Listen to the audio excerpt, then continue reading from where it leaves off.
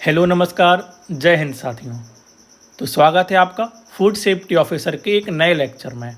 इसके पहले हमने जो यूनिट 10 है जिसका एक सब टॉपिक है organic foods and genetically modified food, मतलब जैविक खाद्य पदार्थ और अनुवांशिक रूप से संशोधित खाद्य पदार्थ के 2 लेक्चर को कंप्लीट कर लिया है। आज हम इसका लेक्चर 3 कंटिन्यू करेंगे जिसमें हम इसके 100 PYQ को सॉल्व कर देंगे। इसके बाद फिर हम जो आपका नेक्स्ट वीडियो होगा उसमें हम जेनेटिकली मॉडिफाइड फूड के 100 PYQ करेंगे। और जैसा कि आपको पता है कि जो हमें सीरीज़ लेके आ रहे हैं इसमें आपके जितने भी राज्यों के PSC हैं उन सारे राज्यों के PSCों के जो FSO एग्ज़ाम जिन्होंने कंडक्ट किया है या फूड सेफ्टी से रिलेटेड कोई भी उन्होंने एग्ज़ाम कंडक्ट किया है तो उसके हमने आपके लिए क्वेश्चन इसमें सारे कंप्लीट करा दिए हैं। तो आपके लिए ये वीडियो बहुत महत्वपूर्ण होने वाली है क्योंकि इस वीडियो से आपके कम से कम 20 से 25 प्रश्न आने की संभावना है। तो आपको जो हमारी ये PYQ की सीरीज़ चल रही है इससे आपको बहुत ही लाभ होने वाला है। तो चलिए शुरू करते हैं आज का पहला प्रश्न। तो 75 नंबर का प्रश्न है आपका, जैविक खाद्य की पहचान के लिए फसाई द्वारा जारी किया गया लोगोग्राम या लोगो है। आपको बताने कि फसाई द्वारा कौन सा लोगो जारी किया गया है जैविक खाद्य की पहचान के लिए। पहला ऑप्शन है आपका ग्रीन डॉट, दूसरा ऑप्शन है एग मार्क, तीसरा ऑप्शन है जैविक भारत एंड लास्ट ऑप्शन है इंडिया ऑर्गेनिक। तो बताइए क्या सही आंसर होगा।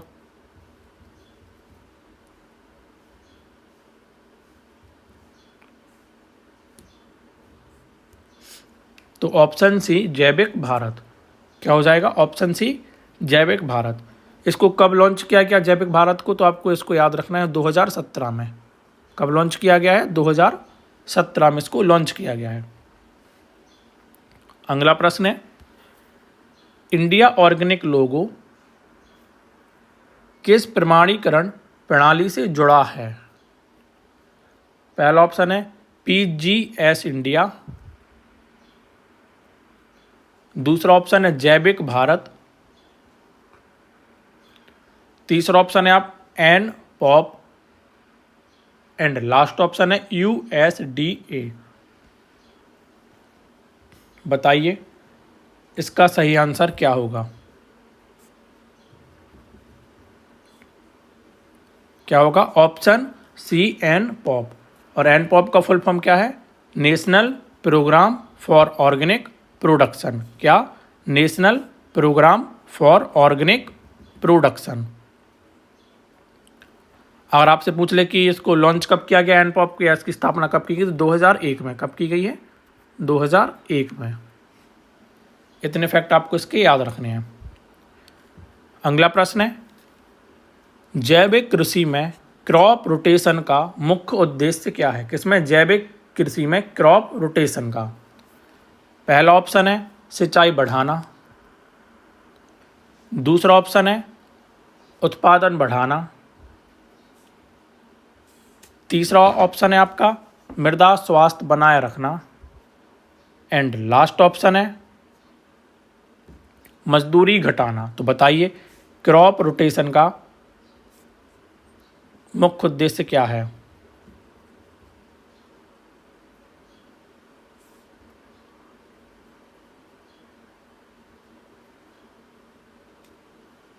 क्या हो जाएगा?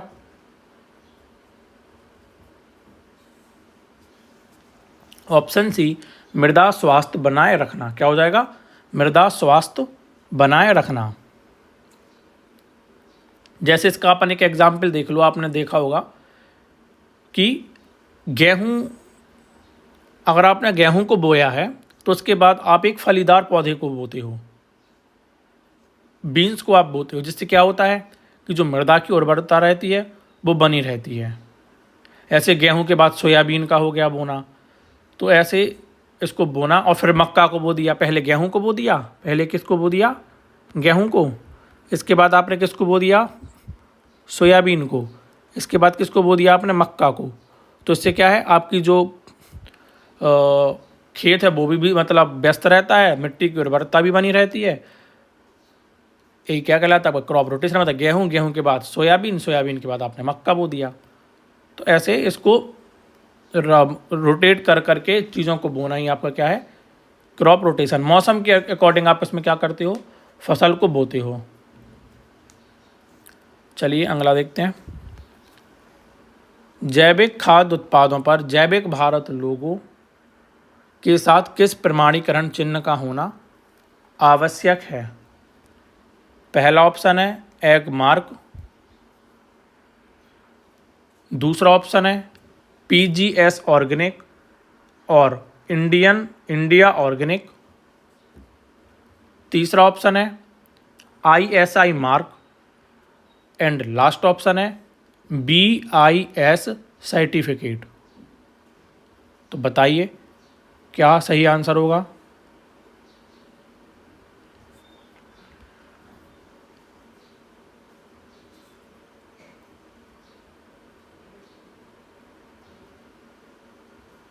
तो ऑप्शन बी इंडिया ऑर्गेनिक या पीजीएस ऑर्गेनिक। अगर आपसे पूछ ले, मैंने आपको इंडिया ऑर्गेनिक का तो मैंने आपको बता दिया इसको कब लॉन्च किया गया। अगर आपसे पूछ ले पीजीएस ऑर्गेनिक कब लॉन्च किया गया, तो कब किया गया? 2009 में। कब किया गया? 2009 में। कहाँ से किया गया? ठीक है, तो कब किया गया? 2009 में इसको लॉन्च किया गया। कहाँ से? तेलंगाना से। कहाँ से किया गया है? तेलंगाना से। तो आपको ये याद रखना है। अगला प्रश्न है, आईफॉर्म के सिद्धांतों में प्रिकॉशनरी प्रिंसिपल किस सिद्धांत में आता है? पहला ऑप्शन है हेल्थ, दूसरा ऑप्शन है फेयरनेस, तीसरा ऑप्शन है इकोलॉजी एंड लास्ट ऑप्शन है केयर। तो बताइए क्या इसका सही आंसर होने वाला है?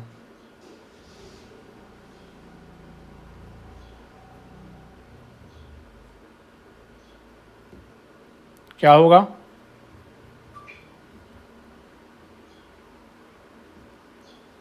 Option D care. क्या हो जाएगा? Option D care. अगला प्रश्न है,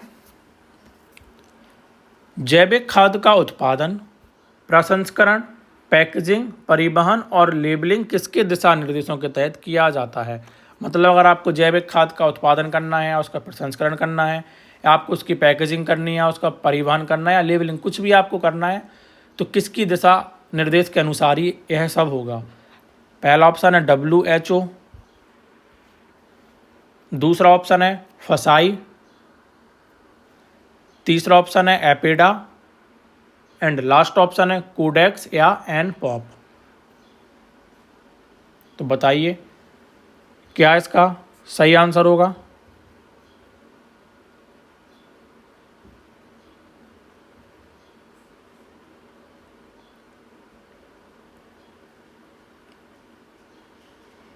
ऑप्शन डी कोडेक्स या एनपॉप। अगर आपसे पूछ ले कि जो फसाई है इसकी स्थापना कब हुई है, तो 2008 में, 5 सितंबर 2008। कब? 5 सितंबर 2008। ये सीधा प्रश्न आपसे पूछ सकता है कि फसाई की स्थापना कब हुई है, तो आपको याद रखना है। और अगर आपसे WHO की पूछ ले कि WHO की स्थापना कब हुई है, तो 7 अप्रैल 1948। कब? 7 अप्रैल 1948। और अगर आपसे पूछ ले कि भैया एपेडा की कब हुई है, तो एपेडा की कब हुई है? 13 फरवरी 1986, 1986। तो आपको तीनों के ईयर याद रखने हैं। WHO 1948, फसाई 2008, एपेडा 1986। ठीक है, चलिए अगला प्रश्न है। प्रश्न है, आईफॉर्म के अनुसार जैविक खेती का मूलभूत सिद्धांत, कौन सा मूलभूत सिद्धांत किस पर आधारित है? पहला ऑप्शन है तकनीक आधारित खेती, दूसरा ऑप्शन है बाहरी निवेश पर निर्भरता। तीसरा ऑप्शन है प्राकृतिक प्रक्रियाओं और जीव मंडल के संतुलन पर। एंड लास्ट ऑप्शन है लागत में कमी। तो बताइए क्या इसका सही आंसर होगा।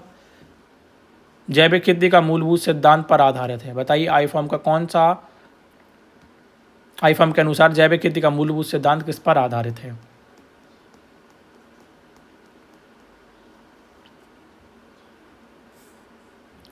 किस पर है।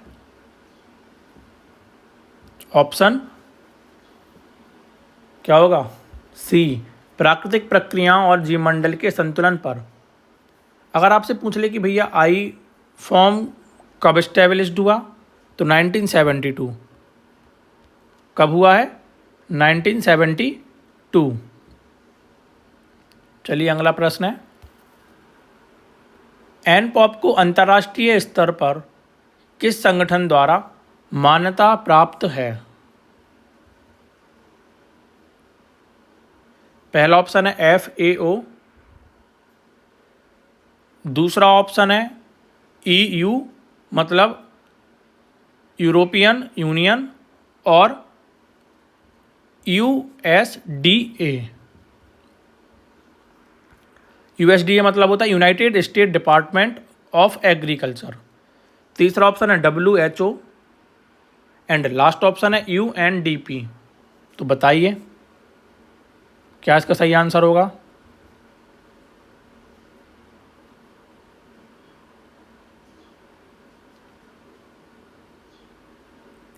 तो ऑप्शन बी EU मतलब यूरोपियन यूनियन और USDA मतलब United state department of agriculture.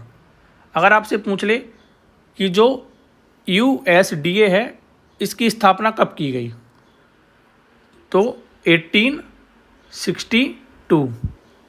कब की गई, 1862। आपको इसको याद रखना है।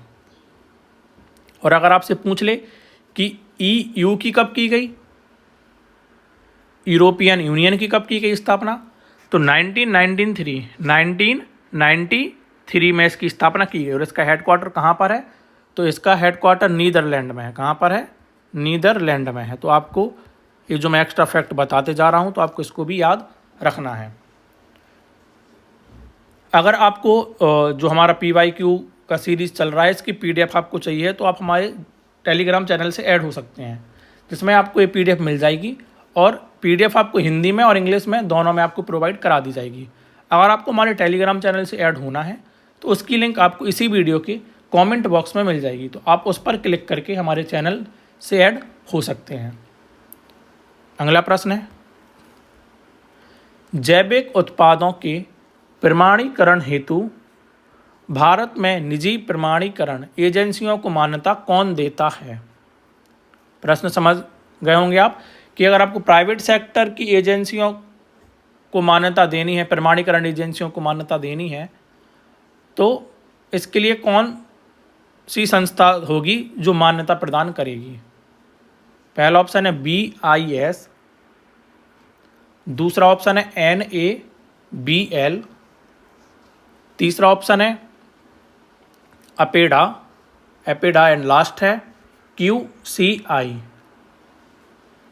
तो बताइए क्या इसका सही आंसर होगा।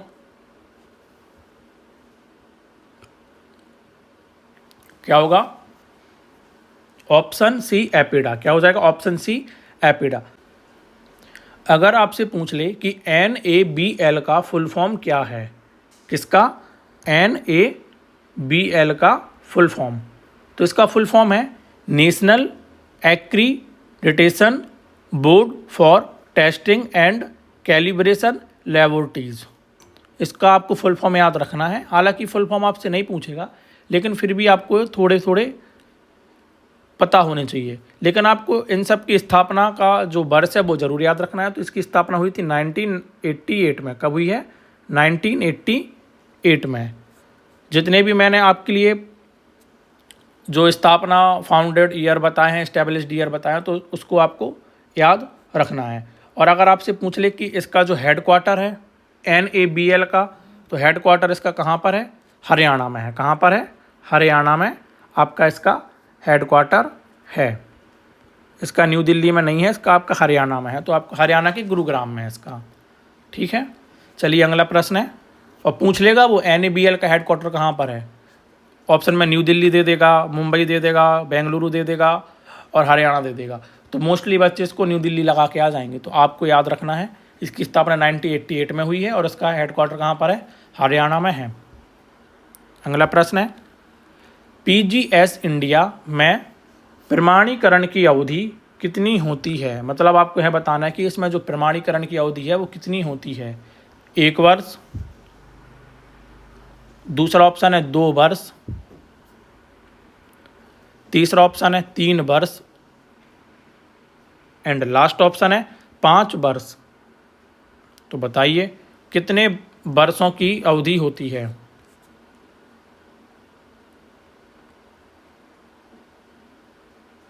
कितने वर्षों की होती है? तो ऑप्शन ए 1 वर्ष। कितने वर्षों की? 1 वर्ष की होती है। अगला प्रश्न है, जैविक उत्पादों की सुरक्षा सुनिश्चित करने हेतु फसाई द्वारा किस प्रकार का ट्रेसबिलिटी सिस्टम अपनाया गया है? आपको बताना है कि फसाई ने जैविक उत्पादों की सुरक्षा के लिए कौन सा सिस्टम अपनाया है। पहला ऑप्शन है मैनुअल ऑडिट, दूसरा ऑप्शन है ब्लॉकचेन, तीसरा ऑप्शन है trace net and last option है ई-फॉर्मिंग। तो बताइए कौन सा सिस्टम अपनाया है जैविक उत्पादों की सुरक्षा के लिए?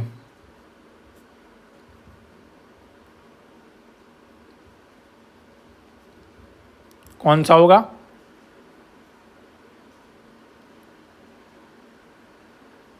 तो option C trace net. Trace net क्या होता है? तो ट्रेस नेट आपका इंटरनेट आधारित एक इलेक्ट्रॉनिक सेवा है जो एपीडा द्वारा भारत से जैविक उत्पादों के निर्यात के लिए प्रक्रिया प्रमाणन की सुविधा के लिए हितधारकों को प्रदान की जाती है। तो समझ आ गया है कि ट्रेस नेट आपके एपीडा द्वारा क्या होता है, इसका प्रमाणन सुविधा जो आपके हितग्राही होते हैं उनको प्रदान किया जाता है। चलिए अगला प्रश्न है, निम्न में से कौन जैविक खाद्य उत्पादों के लेबल पर अनिवार्य नहीं है? पहला है प्रमाणीकरण चिन्ह, दूसरा है निर्माता का नाम, तीसरा है MRP एंड लास्ट ऑप्शन है किसान की जाति। बताइए जैविक खाद्य उत्पादों के लेबल पर क्या अनिवार्य नहीं है?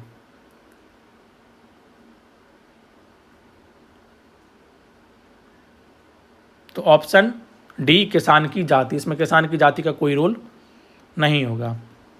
अगला प्रश्न है, आईफोन की स्थापना किस वर्ष हुई थी? मैंने आपको पहले बता दिया था, अब आपको इसका सही आंसर बताना है।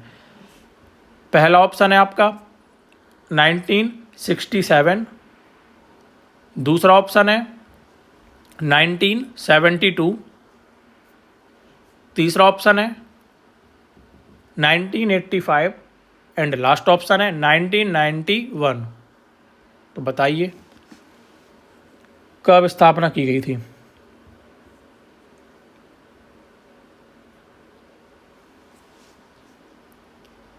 तो कब की गई थी? 1972 ऑप्शन बी।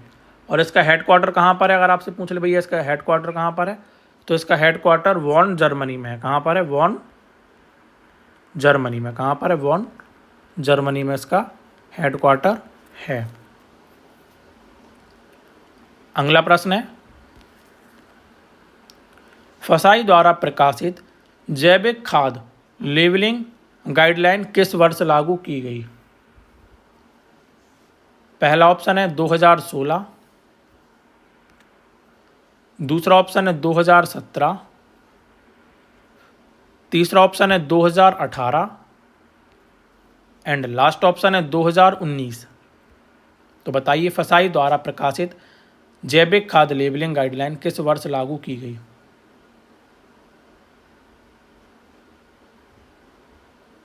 तो किस वर्ष की गई? ऑप्शन सी 2018 कब की गई? 2018 में। आपको एक चीज़ याद रखना है, जितने भी ये PYQ आपके लिए मैं करा रहा हूँ, ये किसी ना किसी स्टेट PSC में पूछ लिए गए हैं। और आपको पता होगा कि MPPSC क्या करता है, जो बड़े बड़े एग्ज़ाम होते हैं उनके जो क्वेश्चंस होते हैं उसको सीधा कॉपी पेस्ट कर लेता है। तो आपको इसको अच्छे से याद करना है। कम से कम आपके जो मैं PYQ कराऊंगा तो उसमें से कम आपके 20 से 25 जो प्रश्न होंगे वो आपको एज इट इज़ मिल जाएंगे। तो आपको इसको लाइट नहीं लेना है, आपको इसको अच्छे से याद करना है। और इसके जो आसपास के बिंदु हैं, जैसे मैंने भी कुछ आपको एक्स्ट्रा फैक्ट बता दिए, थोड़ा बहुत आप भी इसको रिसर्च करके कर सकते हैं। हालांकि हम इसके लिए एक MCQ सीरीज़ भी लेके आएंगे, जिसमें हम एक MCQs में आपके 4 से 5 फैक्ट को कवर कर देंगे। तो आपको टेंशन नहीं लेना है। अभी आप हमारे साथ PYQ सीरीज़ के साथ आगे बढ़ते चलिए। जैसे ही हम 10,000 के लगभग PYQ सॉल्व कर लेंगे, फिर हम हर यूनिट के टॉपिक वाइज आपके लिए MCQs प्रैक्टिस भी करा देंगे, जिससे आपकी जो तैयारी होगी वो बहुत ज़बरदस्त हो जाएगी। अगला प्रश्न है आपका, जैविक खेती में निम्न में से किसका प्रयोग रोग नियंत्रण के लिए किया जाता है? किसके लिए? रोग नियंत्रण के लिए किया जाता है। पहला ऑप्शन है हानिकारक कीटनाशक, दूसरा ऑप्शन है जैव कीटनाशक, तीसरा है GM organism, and last option है सिंथेटिक हार्मोन। तो बताइए, जैविक खेती में रोगों के नियंत्रण के लिए किसका प्रयोग किया जाता है?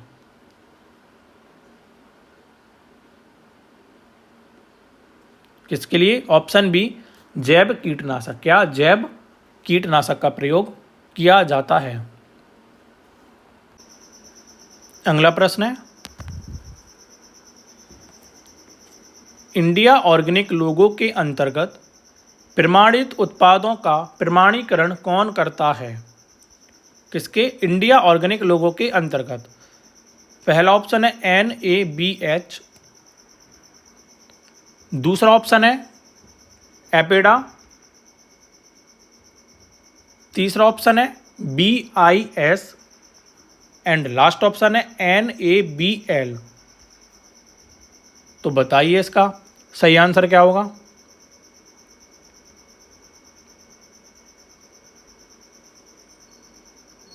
क्या होगा? Option B APEDA. क्या होगा? ऑप्शन बी एपिडा इसका आंसर हो जाएगा। अगर आपसे पूछ ले कि BIS का फुल फॉर्म क्या है, तो ब्यूरो ऑफ इंडियन स्टैंडर्ड। क्या? ब्यूरो ऑफ इंडियन स्टैंडर्ड इसका आंसर हो जाएगा।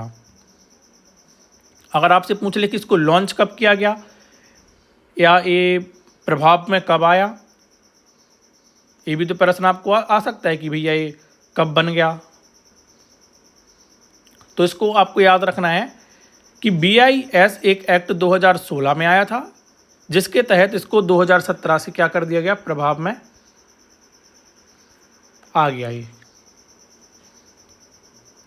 ठीक है,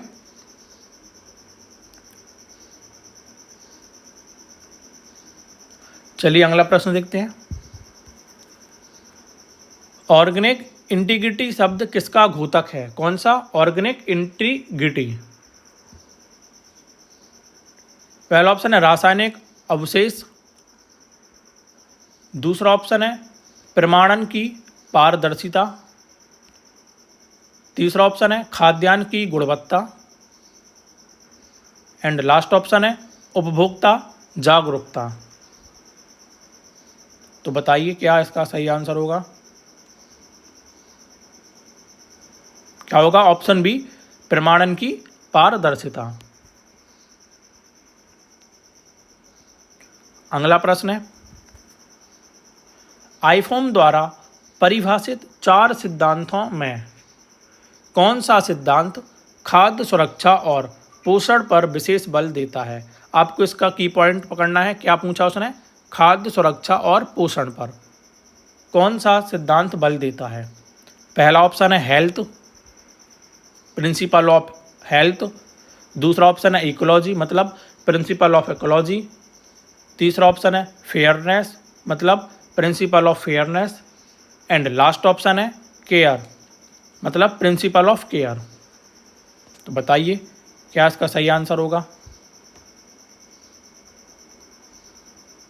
खाद्य सुरक्षा और पोषण।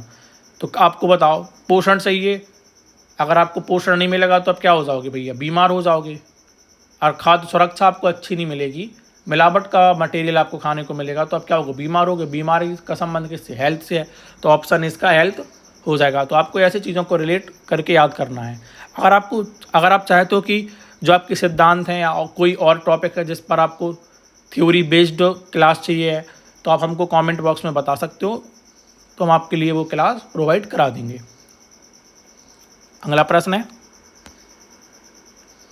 किस पोर्टल के माध्यम से उपभोक्ता सीधे प्रमाणित जैविक उत्पादों की जानकारी प्राप्त कर सकते हैं।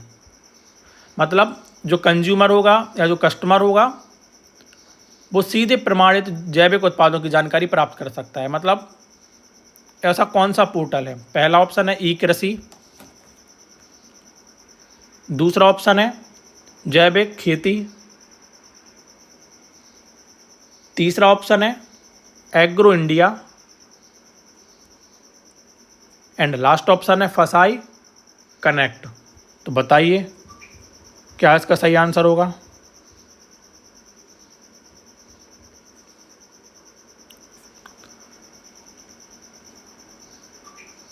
क्या होगा, ऑप्शन बी जैविक खेती।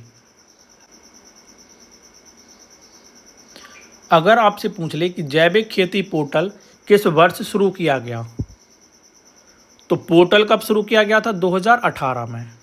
कब किया गया था, 2018 में। लेकिन जो जैविक खेती परियोजना है, क्या है, परियोजना।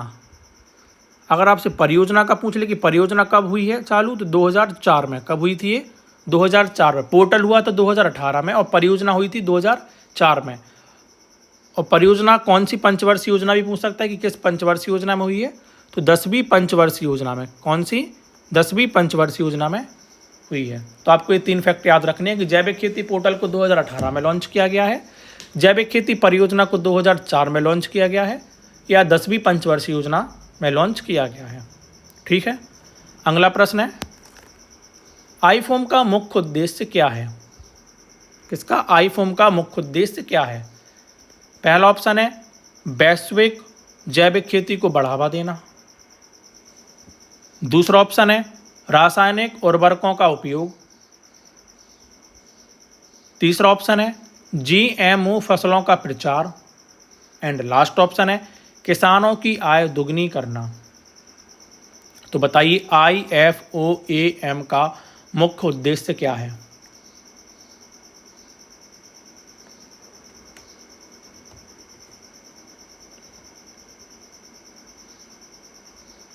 तो क्या है, ऑप्शन ए वैश्विक जैविक खेती को बढ़ावा देना। अगला प्रश्न है, एनपॉप के अंतर्गत प्रमाणीकरण की न्यूनतम परिवर्तनीय अवधि कितनी है। कौन सी पूछी उसने, परिवर्तनीय अवधि पूछी है, ना कि प्रमाणीकरण की अवधि पूछी है। अंतर है दोनों में। अगर प्रमाणीकरण की अवधि पूछता तो आंसर कुछ और होता, और न्यूनतम परिवर्तनीय मतलब आपको चेंज कराने का। अगर आपका कुछ उसमें मिस्टेक हुआ है तो आप उसको कम से कम कितने समय में आप उसको चेंज करा सकते हो, ये बोला है। पहला ऑप्शन है 1 वर्ष, दूसरा ऑप्शन है 2 वर्ष, तीसरा ऑप्शन है 3 वर्ष एंड लास्ट ऑप्शन है 6 महीने। तो बताइए न्यूनतम परिवर्तनीय अवधि कितनी है।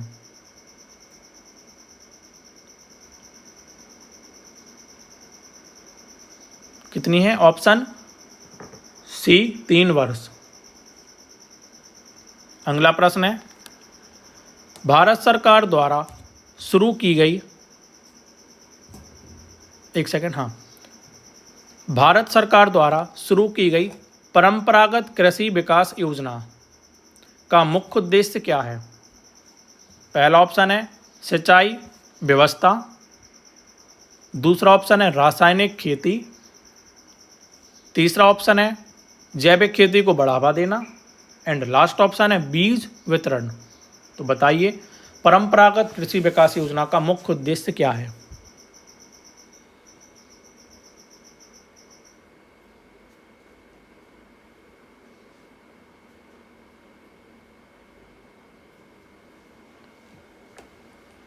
तो क्या है, ऑप्शन सी जैविक खेती को बढ़ावा देना। अगर आपसे पूछ ले कि परंपरागत कृषि विकास योजना किस वर्ष लॉन्च की गई, ये भी प्रश्न आ जाएगा। तो कब की गई है? 2015 में। कब की गई है? 2015 में। और इसमें एक चीज़ और मैं आपको बता दूं कि इसमें किसानों को 50,000 रुपये प्रति हेक्टेयर 3 वर्ष की वित्तीय सहायता प्रदान की जाती है। क्या? 50,000 रुपये मिलेंगे आपको प्रति हेक्टेयर पर। और कितने साल तक दिए जाएंगे आपको? 3 साल तक के लिए दिए जाएंगे, जिसमें आपके जो 50,000 रुपये हैं उसमें से आपके 31,000 रुपये आपका जो 31,000 रुपये हैं वो आपके इनपुट मतलब जैसे आपका जैव उर्वरक हो गया, जैव कीटनाशक हो गया, जैविक खाद हो गया, तो इसके लिए आपके लिए डीबीटी के माध्यम से सीधे प्रदान किए जाएंगे। तो आपको एक कुछ जो एक्स्ट्रा फैक्ट है आपको इसको भी याद रखना है। अगला प्रश्न है, जैविक खाद उत्पादों के प्रमाणीकरण में कन्वर्जन पीरियड का क्या अर्थ है? किसका? कन्वर्जन पीरियड का क्या अर्थ है? पहला ऑप्शन है उत्पाद के विक्रय की अवधि। दूसरा ऑप्शन है खेती से उपज तक की अवधि। तीसरा ऑप्शन है रासायनिक से जैविक में परिवर्तन की अवधि। एंड लास्ट ऑप्शन है उत्पाद के परीक्षण की अवधि। तो बताइए कन्वर्जन पीरियड का अर्थ क्या है?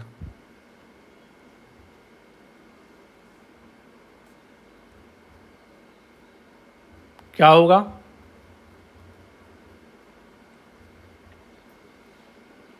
कन्वर्जन पीरियड का अर्थ तो ऑप्शन सी रासायनिक से जैविक में परिवर्तन की अवधि को क्या कहते हैं? कन्वर्जन पीरियड बोलते हैं। अगला प्रश्न है, फसाई की ऑर्गेनिक फूड रेगुलेशन किस धारा के अंतर्गत आती है? मतलब जो आपका फसाई का जो एक्ट है उसमें ऑर्गेनिक फूड रेगुलेशन किस धारा के अंतर्गत आता है, आपको यह बताना है। पहला ऑप्शन है जो आपका फसाई का एक्ट 2006 की धारा 16, मैं आपको धारा से बोल रहा हूँ, धारा 16। दूसरा ऑप्शन है धारा 22। तीसरा ऑप्शन है धारा 3 एंड लास्ट ऑप्शन है धारा 31। तो बताइए ऑर्गेनिक फूड रेगुलेशन किस धारा के अंतर्गत आता है?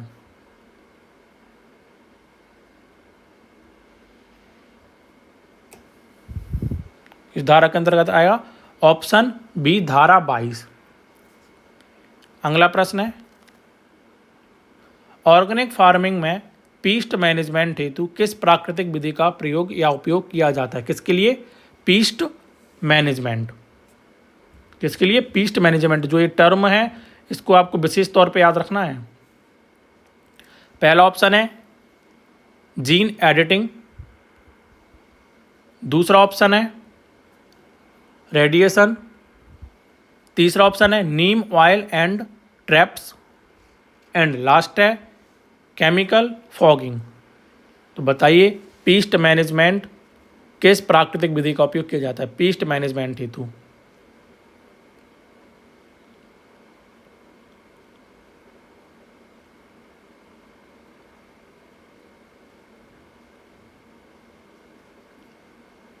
तो क्या इसका सही आंसर होगा? Option C neem oil and traps. ये क्या करता है? जो आपके जो सिंथेटिक कीटनाशक होते हैं उनसे यह इसकी रक्षा करता है और जो लाभकारी कीट होते हैं उनको आकर्षित करता है। अगला प्रश्न है और ये लास्ट प्रश्न होगा आपका ऑर्गेनिक फूड वाला। कल से हम जेनेटिक जो मॉडिफाइड फूड्स वाला टॉपिक है ना आपका, उसके हम करेंगे। तो लास्ट प्रश्न है आपका कि जैविक खाद्य उत्पादों के प्रचार प्रसार हेतु फसाई द्वारा चलाया गया प्रमुख अभियान है। किसके लिए? जैविक खाद्य उत्पाद के प्रचार प्रसार के लिए। पहला ऑप्शन है ईट राइट इंडिया। दूसरा ऑप्शन है ग्रीन इंडिया। तीसरा ऑप्शन है ऑर्गेनिक भारत अभियान एंड लास्ट ऑप्शन है सेफ ऑर्गेनिक कैंपेन। तो बताइए क्या इसका सही आंसर होगा?